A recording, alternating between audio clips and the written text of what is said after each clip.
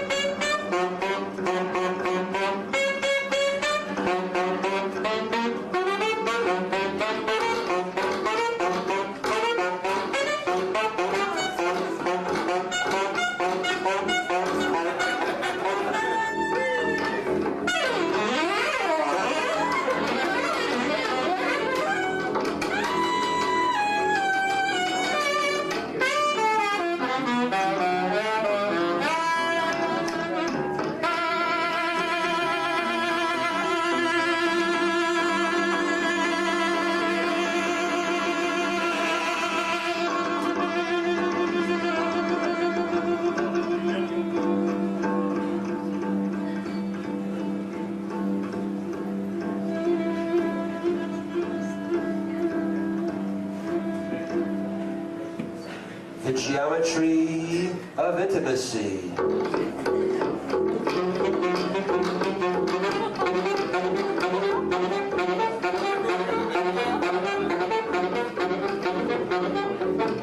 Not your simple Euclidean straight. This line that connects in the sweat of my big breasted beauty,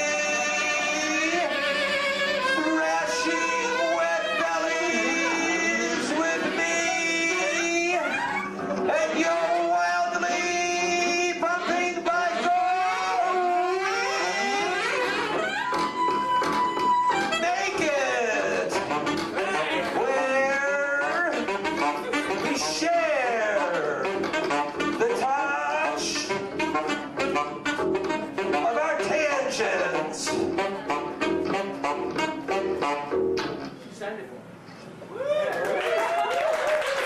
Thank you.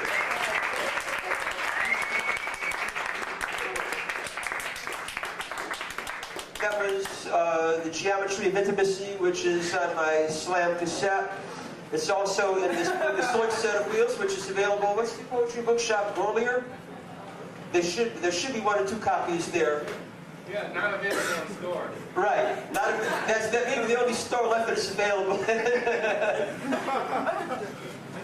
The first edition actually just sold out. Never thought I'd see the day. Now we're going to go to our spiritual side. Has anybody ever encountered the Nichiren Shoshu Buddhist sect? You wrote it for us. You like to be my sex. The Nichiren Shoshu Buddhists, I encountered them a while ago, 5-6 years ago in San Francisco. Believe that if you chant Nam-myoho Renge-kyo often enough, that you can get any material thing you want. It sounded like a bastardization of Buddhism. But this poem is called A Conversion of Sorts. and it's my first encounter with the sect.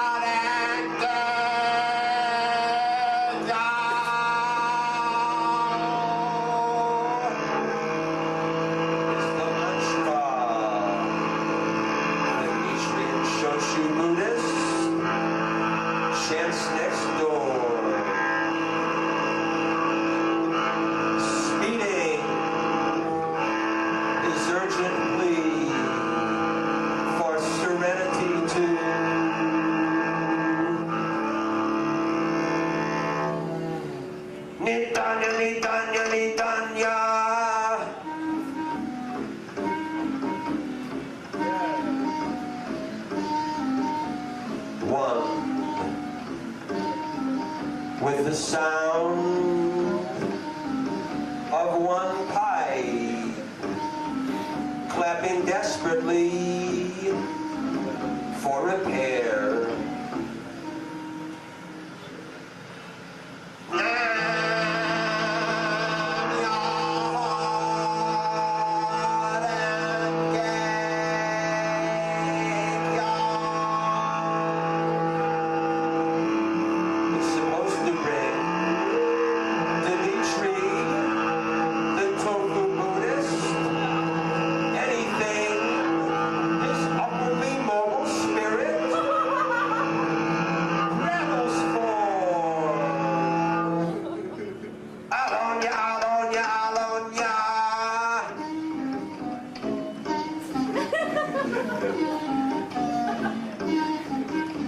A young, blonde lover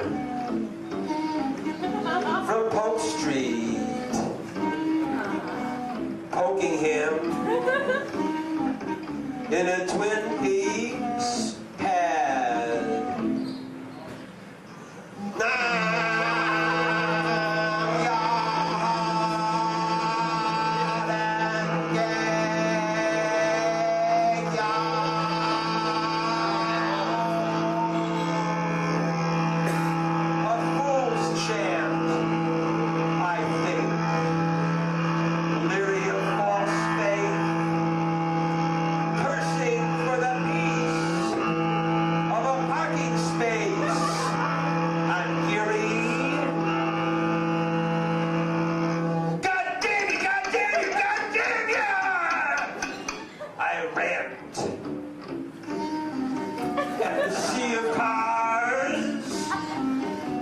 Suddenly, they part.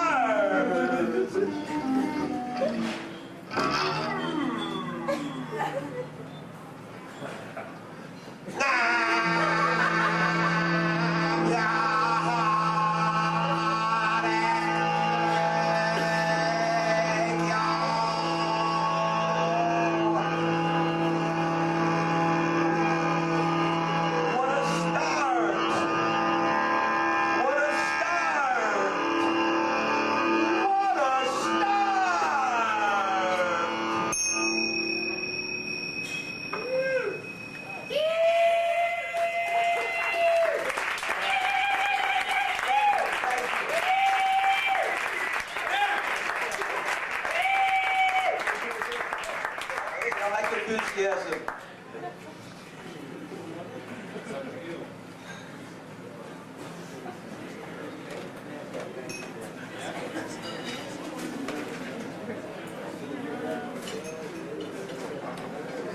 You got the photo too. John, you want to get a headband? Okay.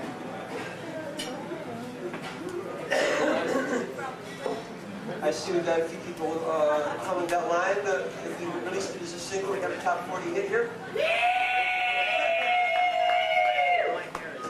Hey, it's available on this. Spew more shit, man!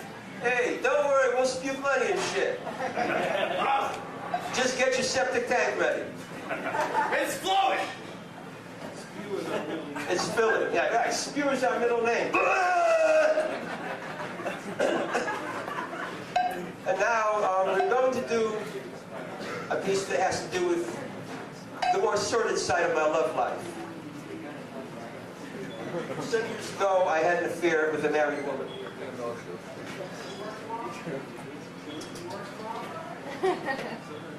Obviously, it didn't work. However, some years after I had that affair, I had a dream about that affair and came up with this particular piece, which I name after a tune of my adolescence, Dream Lover.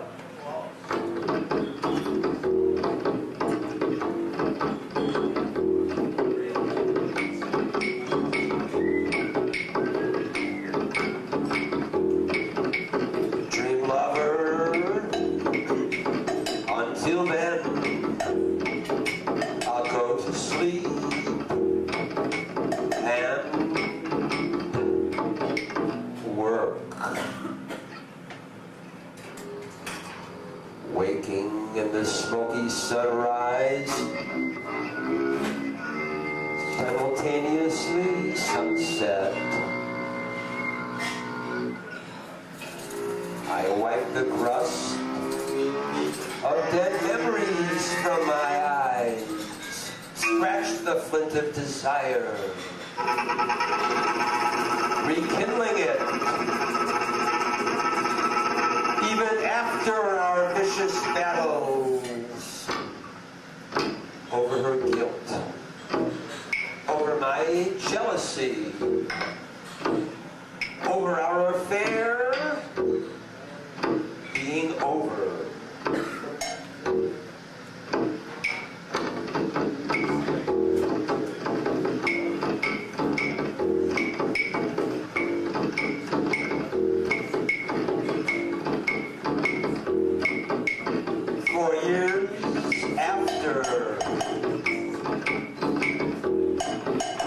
Your car or mine in hushed tones on the phone.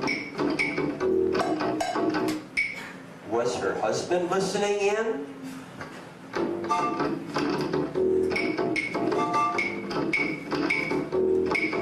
I hear her here.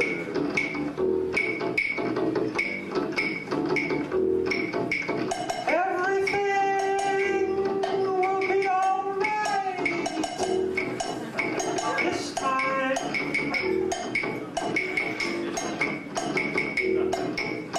Here in the living room, she stands between me and the door to work. She's divorced now. She's free. She'll meet me tonight at the jazz club. Renew the beauty of once forbidden love. Still separate cars.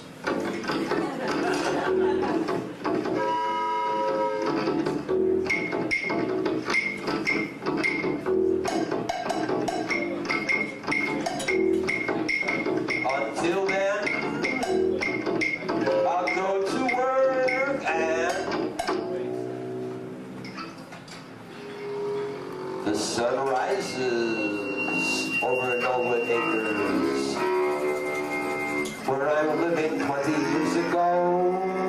Her challenge fresh as the challenge college has had Murray. There's my new car for now, out there in this parking lot. Windshield shattered, ignition ripped out, stripped.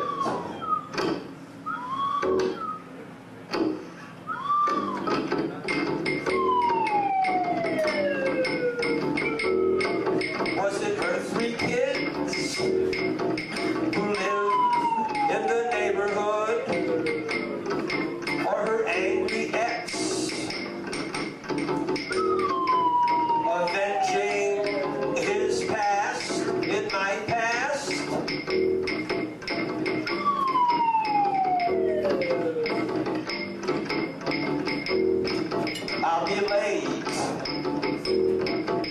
I tell my boss over the phone. 45 minutes. What? Illegally parked, too? The tow truck tracks my car, tracks my hope into the gear-grinding glory of its sunset, not mine.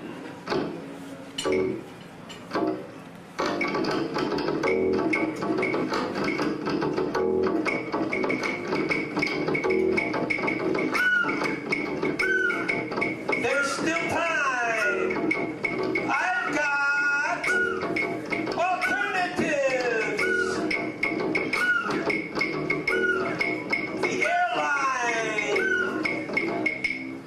routes me to Chicago, damn them. Rouse my apartment too. And what happened to my present day home? I phone my boss. Tell him where I am. Never mind how I got there.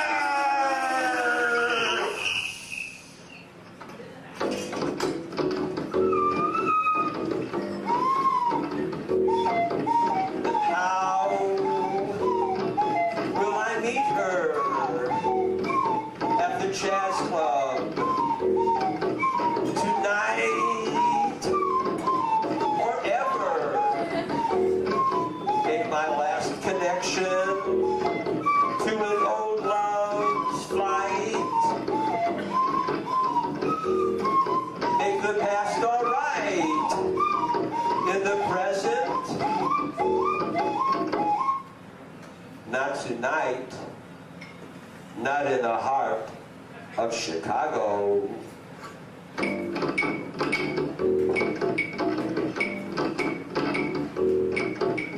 Until then, I'll go to sleep and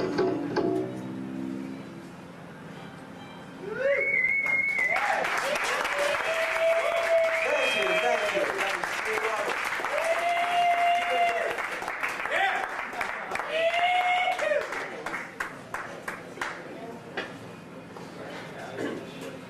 Okay, now I'm going to do an unaccompanied piece here. What's the word? A cappella?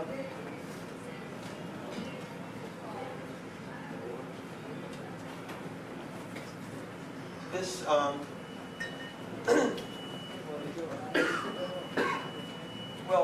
back when I was in college in the 60s, I, excuse me, had this, you know, back when, you know, it was when you could get stomped and so forth for having beards and long hair and shit like that. Somebody could always end up in a bar sitting next to some guy who was what I call the World War II drunk. No friends, nothing, just totally blotto at the end of the bar, and nothing to live for, and always complaining about all the goddamn kids. And it occurred to me a long time ago that they really should have done something like Japanese snow theater with this guy, that they should have World War II drunks, train them to play the part forever and ever, so that 500 years from now you can go into a bar and find a World War II drunk sitting at the end of it. That was before I discovered the other side of the generation gap, which I think happened about 10 years ago when I went to hear a punk band and somebody asked if I was a sociologist. Before that I didn't know there was one, but now I know there's a generation gap. So this is called A Tale of Two Decades. 1966. And there, D-Day, the Battle of the Bulge. The standards The World War II drunk raises along with his glass. He sings sloppy praises of days gone by like old Sinatra tunes. He grumbles in his beer at the end of the bar, an archetype of theater. The Atlantic Theater, the Pacific Theater, the theater of the absurd, of basic training, of 4 years, sweating his survival in Hiroshima, Bataan, Nagasaki, Chapin. George's. His rumbas, rambling and drunken, recollect rumbles from his past. The glory days of battle with the enemy. Soldiers fighting sailors for hookers, MPs for freedom.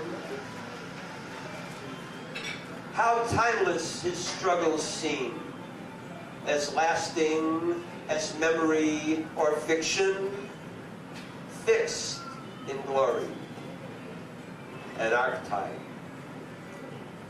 A memory, I say, that must be preserved in the flesh, as the flesh is presently pickled.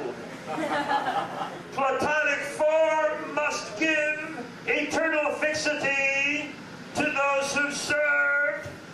The bartender's change, the customer's stories of glories largely unlived, with nothing better coming later. Old men recreated in new men's flesh, old memories told in memory of the old drunk style and lack of substance. 1986. Happenings, bands, teachings, and Woodstock. The rock freak, veteran of the 60s sings, graying at the end of the bar. A new veteran of old times, times too old for the young to remember or care about. The new standards he sings sound tame as the wildest times of his life. Wind-filled stories of wars fought without guns, the glories of Kennedy, King, Hoffman, and Rubin. Pipes of peace and mostly reefer. Remembered like the better world he took, more likely toked away, the kids say, for granted. They take me for granted, these kids. 6 stools down. They'll fix me forever. A clown on a beach and beachhead. They take everything. Blood, sweat, and tears. The Grateful Dead. The establishment. This establishment. Coming later, even their B-52s for granted. But not the flesh of new mirrors, reflecting their sameness, the tameness of their best times, their lack.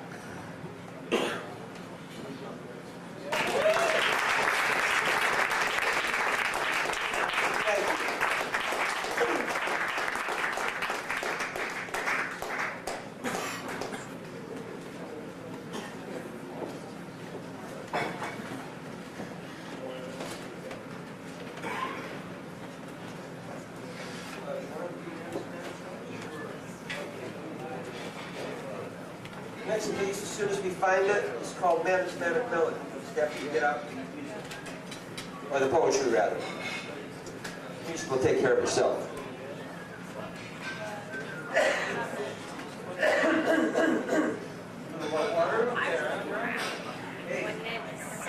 Stay easy.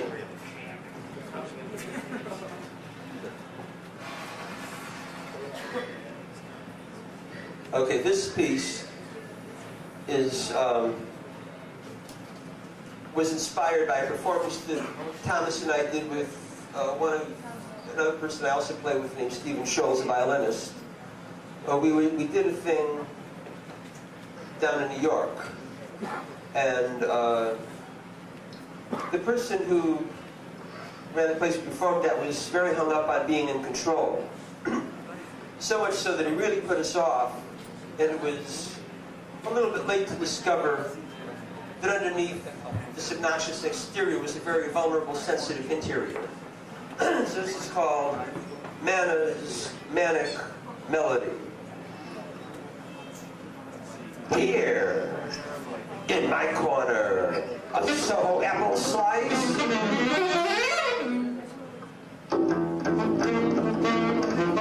I create,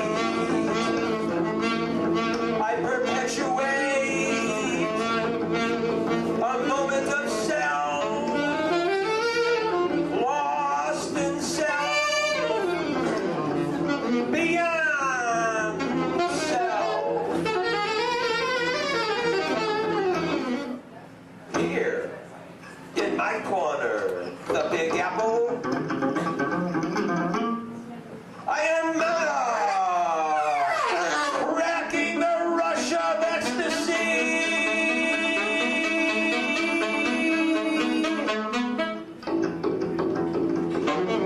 I create, I perpetuate a moment of self, lost in self, in the sea beyond self.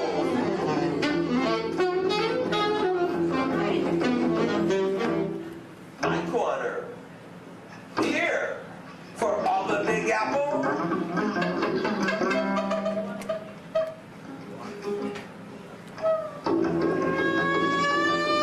I create, I perpetuate the maverick artist's manic intensity. A moment of self, lost in self, beyond self.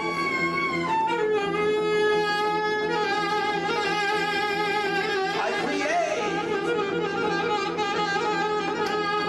I perpetuate here in my core, the Big Apple's rock. I call the shot.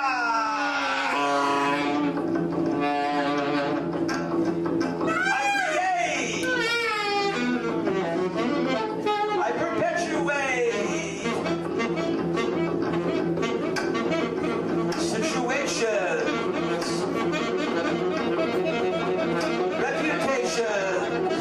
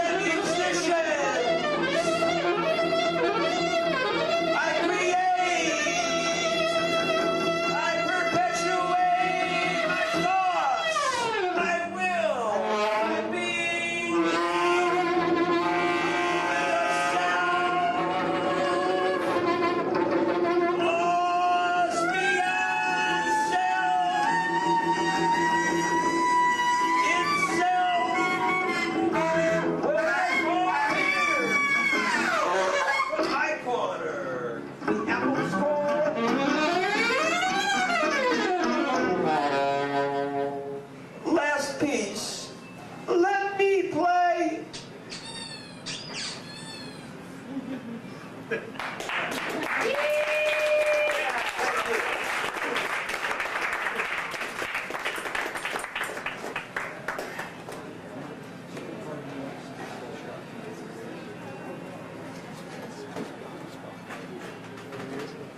Now we're going to do something a little bit different here.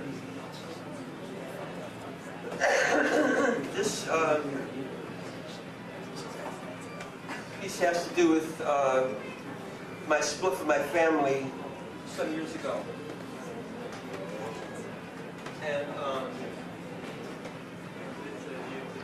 well, over the last year or so, some family members tried to get back together, but I hadn't seen them in 25 years. And then my grandmother died, and I got a phone call about that.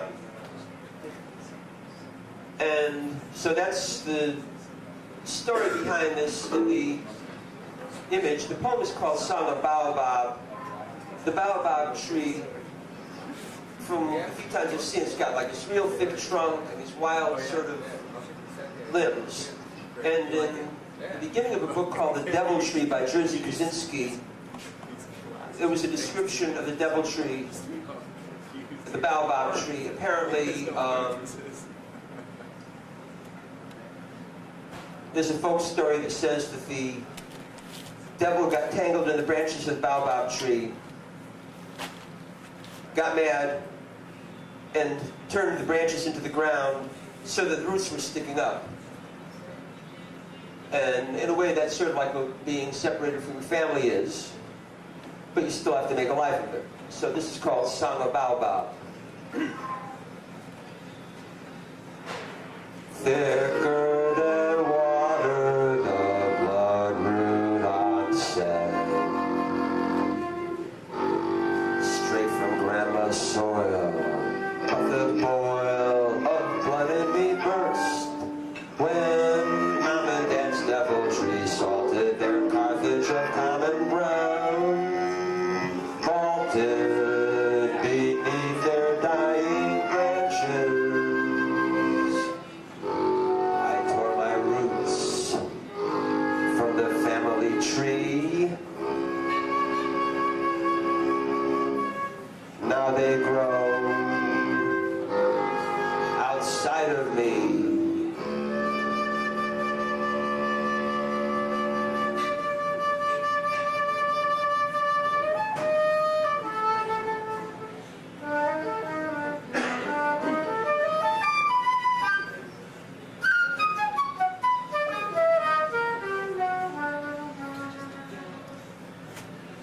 Thicker than water, the blood root called to fall on my limbs, plucking dry leaves of memory grieves me more than my weary aunt's lost opiate. She plants me in her garden, not mine.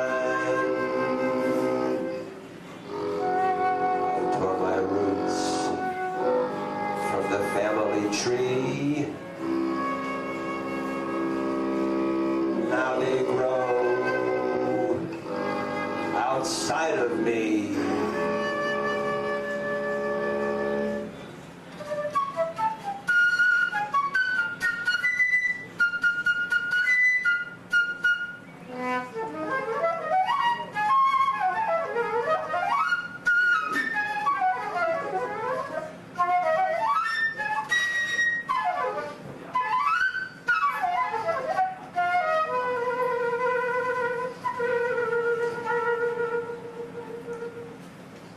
Thicker than water, the blood root called to grape the family vine. Her old wine leaves my roots thirsty for air. Blood root, my grandma is dead. I drink the end of my salt-grown wine. I tore my roots from the family tree.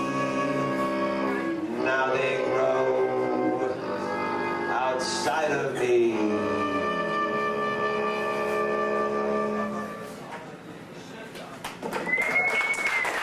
Thank you. That is song about.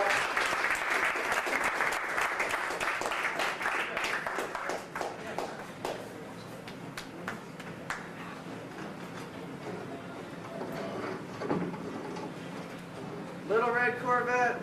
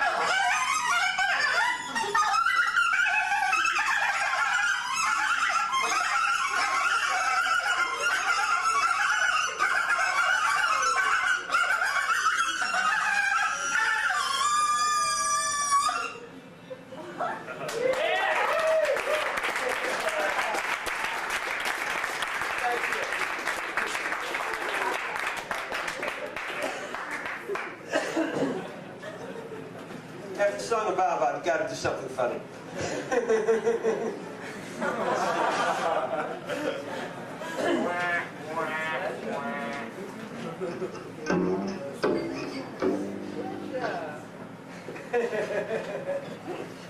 Let's see, what are we gonna do?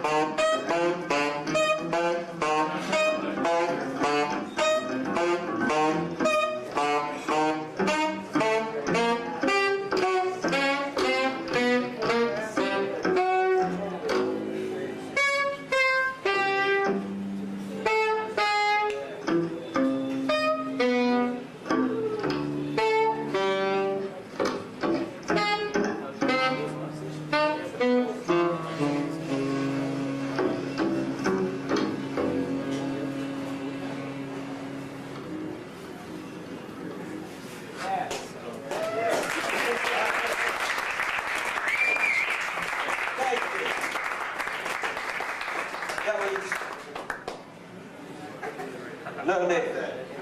Okay, let's see. Now, why don't we go to protoplasm and find it? Okay, this next piece is sort of a tongue-in-cheek tribute piece to the poet Michael McClure. Is anybody familiar with Michael McClure? Good. It's nice to have somebody who knows what I'm talking about. It doesn't happen very often. Anyway, well, you know, but I mean... Anyway, Michael McClure has, at least for my money, come up with a way of resolving a lot of our philosophical and spiritual differences. He believes that we are all bonded to one another just because we're meat. We're protoplasm. We're cellular creatures. You know, our spirituality comes from that. Everything we do comes from it.